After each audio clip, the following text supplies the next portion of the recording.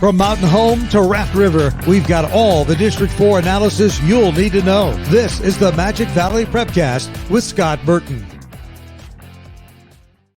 That's right. Welcome in. This is a brand new venture here on IdahoSports.com, the Magic Valley Prepcast, where we are going to be breaking down the biggest stories in District 4, the Magic Valley, each and every week here at IdahoSports.com. I'm Brandon Bainey, joined by Scott Burton, Mr. Magic Valley. Scott, what's going on?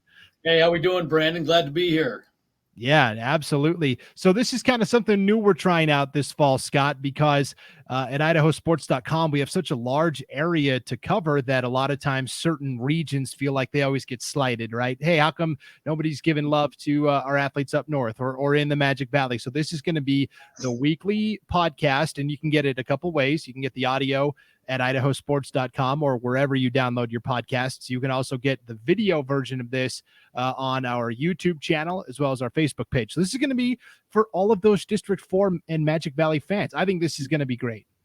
No, I think so too. I think it's a wonderful idea. I mean, IdahoSports.com is, the leader in high school sports in the state of Idaho. We know that. Everybody knows that.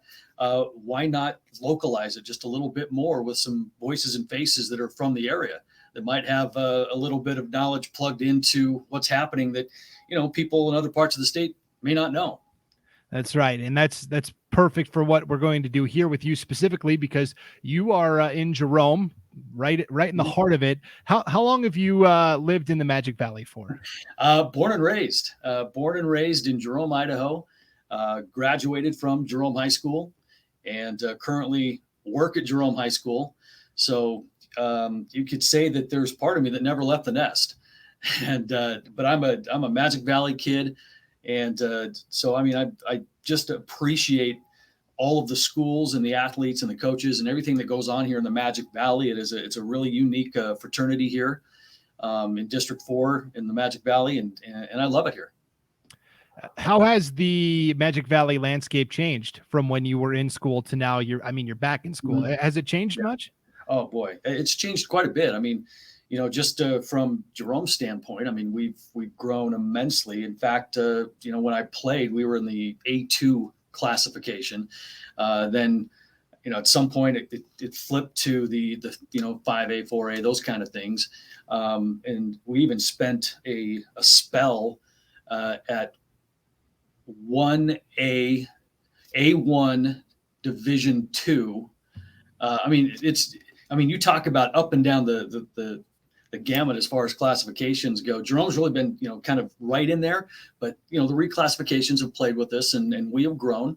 We're, a larger-ish 4A school now. But the influx of people in the Magic Valley, it's been coming. Twin is growing huge, Jerome is right behind it, and so, it's a lot different than when it used to be when I graduated, 10 years ago. Yeah, I think you notice how I'm letting that comment slide. That's what a good host does. I appreciate that. I'm not gonna blow up your spot on the first episode. That's for sure. When I think of the landscape in the Magic Valley, I think of like Twin Falls. There used to be just the one high school, Twin Falls High, and they were a big bad 5A team, one of the larger schools. And now you've got Twin Falls and Canyon Ridge, and Canyon Ridge is the biggest Class 4A school now, the new one. Yeah, absolutely. And and the growth in that area is all towards the Canyon Ridge boundary, and so you see Canyon Ridge growing like crazy. Because all the growth is happening out there. And, you got schools that are smaller like Kimberly who's growing as well. And then, and even some of the smaller 1A schools that you can find here in the Magic Valley. In fact, when you talk 1A schools in the state of Idaho, it's the Magic Valley that has got the bulk of them. And they are some really good programs here at the 1A level, and they continue to grow as well. Yeah, it was really fun. Last year I did the 1A girls state basketball tournament, the 1A D2, and Camas County was there for the second time in school history. They only had 6 players, but they came and competed well. That was a fun story to watch. Oh yeah, absolutely. And all these small schools all come with stories. And they're the ones that probably are the grassroots stories that you hear about. The kid running off of the potato truck just to make practice, and And I remember, back, well, even now I had dinner with some folks from Shelley over the weekend, and we were talking about closing down for potato harvest up there and how, they have to put everything on hold. And, and a lot of these kids down here, this ag-based community that we live in, I mean, they go through the same thing. And so the stories are there. And that's what I hope we're able to bring to a lot of these podcasts, with those stories that you're not going to read on the front page. But the cool thing about what we do at Idaho Sports, especially when we broadcast the state tournaments, and I know, I do this and you do this and all the other broadcasters try to do this as well, is, we want to bring the people to the broadcast, not just the games, and so the more you can get to know the athletes, the more you appreciate what's happening on the floor or on the field as well. And so that's where the stories come in, and so as we kind of move on with this venture, we'd like to ask those people out there, hey, if you've got something that would be really interesting to hear from my perspective in the Magic Valley, because I'm covering District 4. If you hear anything, anything, hey, let me know. And then I can dig into it a little bit more, and then we can put it on here. And so, when the reach that we have with our fan base at IdahoSports.com, I would expect we get some really good feedback. Yeah, you can always send me an email as well, Brandon at IdahoSports.com, BRANDON at IdahoSports.com. I'm also on Twitter at Brandon_Baney, BANEY. Scott, you're a social media tycoon, right? Well, kind of tycoon. I have them all. Let's put it that way. And I got most of them because I have kids. And so if I want to keep tabs on my kids, I better know what the heck they're doing. Right. So I've got them. I asked that because I've seen on social media in the off season some of the student athletes from Valley High School in Hazleton. Have you seen the off season conditioning they've been doing? No, I have not. Might be a good story to lead with next week. Yeah. So just real quick, I've seen a couple of the student athletes running up one of those huge I call it a potato mountain. I'm sure there's an actual term for it. Yeah. Like, it must be in like a potato cellar somewhere where they've got all the potatoes stacked up and they run up them and climb up them. And that's got to be a good workout, right?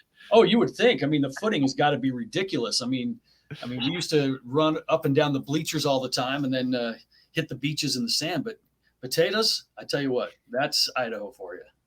Yeah, that's 100%. So how long have you been with IdahoSports.com for? Oh, I started broadcasting for Paul. Gosh, it was, we're on 11 years, I think. Matter of fact, if you bug Paul about it, he'll show you my letter that I wrote to him when I did not know who he was. And I was calling him Mr. Kingsbury and all this stuff. And I was just flattering him and how honored I would be to be part of it. And he still has that. And I think on our work anniversary, he sends it to me just to remind me, that there was at one time that I was really a good employee.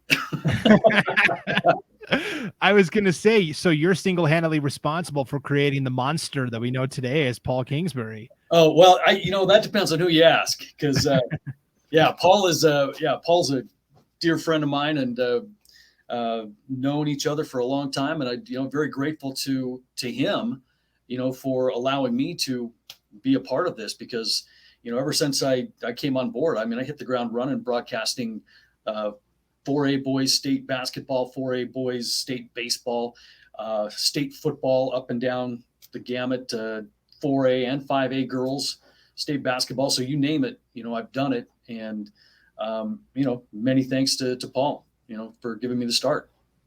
Yeah. So do you have a favorite sport to broadcast? You know what? I love to broadcast probably basketball the most.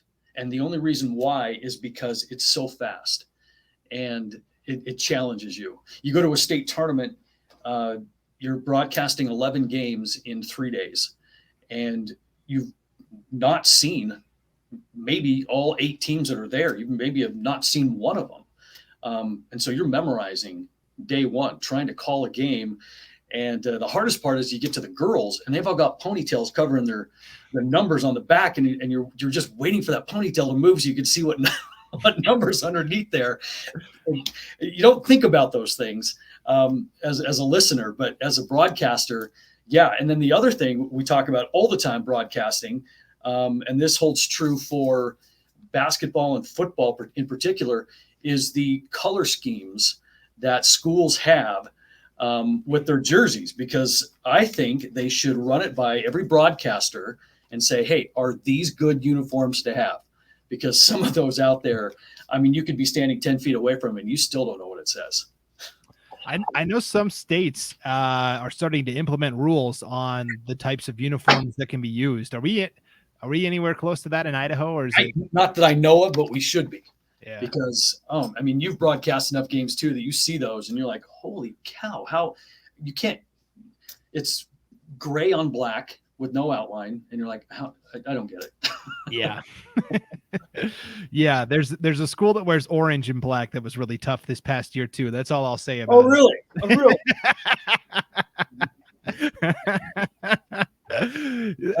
There's lots of schools that wear those colors, so yes, that'll leave it open-ended for sure. So basketball is your favorite to broadcast. Mm-hmm. Do you have a favorite sport to watch if you're not working and mm-hmm. you're just taking in a game? What's your favorite sport? Oh, it's football. I mean, football is my first love, and I was one of those kids growing up that you'd ask me what my favorite sport was, and it was like whatever season it was. I mean, I played football and basketball and baseball and ran track in high school, did all four of those, played baseball in college. And so it was all one of those, one season to the next. My very first love was football. The one I coached the most was basketball, but the one I played the longest was baseball. So I even when I was teaching and coaching, coached volleyball as well. So just sports in general, I just love it. Broadcasting basketball, love to broadcast football because, a lot of times when people broadcast football, you get to dissect defenses, you get to, kind of look at coverages and find out, weaknesses, and you get that Madden style, Tony Romo now, I guess, is the man. But you listen to a guy like that and you're like, this dude knows what he's talking about, and football, you get to do that quite a bit. And I enjoy it. Yeah. So where you're at in the Magic Valley, there's good football, but there's a lot of good 8-man programs. Do you like calling 8-man games, or do you like calling 11-man more traditional? 8-man is so much fun because it's so different, and there's less names, obviously. You got about 10 guys that you just have to memorize and know, but they're on both sides of the ball, and you don't get generally 3 yards in a cloud of dust with 8-man football. I mean, you better have a Red Bull with the scoreboard operator because he's going to be busy, and those are the games that are kind of fun because no team generally is ever out of it because you can score points so quickly, typically in 8-man, and there's so much fun. It's just a different dynamic of football, but I enjoy it. And then as we're talking about the Magic Valley and the makeup of the leagues and the conferences and stuff, at the smaller levels, it's a lot of really small conferences, 4 teams or 3 mm-hmm. teams. And then you get to the 4A and it's this gigantic 7-team behemoth of a conference. Just from what you have to deal with, Jerome, how hard is it, or how easy is it to fill out the schedules when there's so many conference opponents in one league? Oh man, it doesn't leave a lot of non-conference options at that point. And the thing about being 4A down here, and before I go into that, thank goodness we're out of that 10-team conference that we had with Preston, Century, and Pocatello. What a nightmare that was. Yeah. And no offense to them, but I mean, you're talking about a conference that stretches from Preston to Mountain Home. I mean, what kind of sense does that make? None.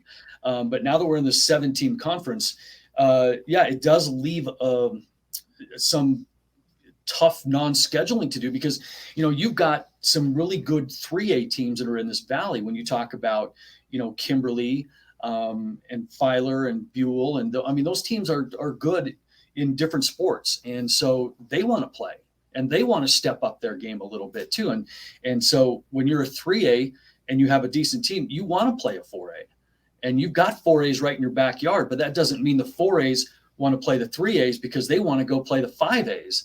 to test themselves. And so there's no 5As around here. So we have to go to Boise. We have to go east. So it makes non-conference scheduling really interesting sometimes in all the sports, just because the good 4A teams, they want to step up.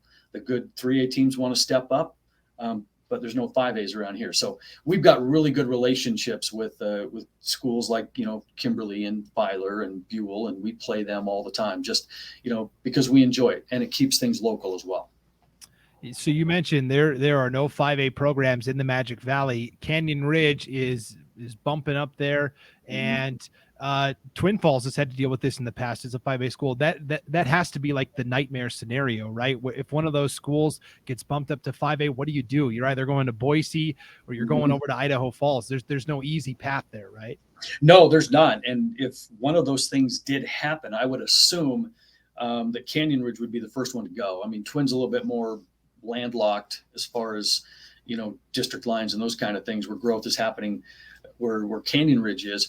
But Canyon Ridge would also be, I would assume, eligible to petition down to stay 4A, like many other schools have. And, for a lot of reasons. I mean, program success is one of them. They, not to say that they haven't had success, but it's a consistent success in a lot of things, and plus they get the great argument that what conference are they going to belong to? I mean, are they going to be part of District 3, the SIC? What are they going to do? So if that happens, I wouldn't be surprised if we have another classification numbers change by then. But right now they're knocking on the door. Yeah, it's something to keep an eye on for sure. And that SIC already in the 5A 12 teams, it's like max capacity anyways. So, absolutely. Yeah, that's for sure. This is the kind of stuff you're going to get each week here on the Magic Valley Prepcast. We're going to talk about the local teams and what's going on, but also sometimes we'll dive into those bigger statewide issues and how they will affect the schools that are in District 4. And so it's going to be a lot of fun. This was a good introduction to Scott. Don't believe all the lies he told, right? There's a lot more coming too.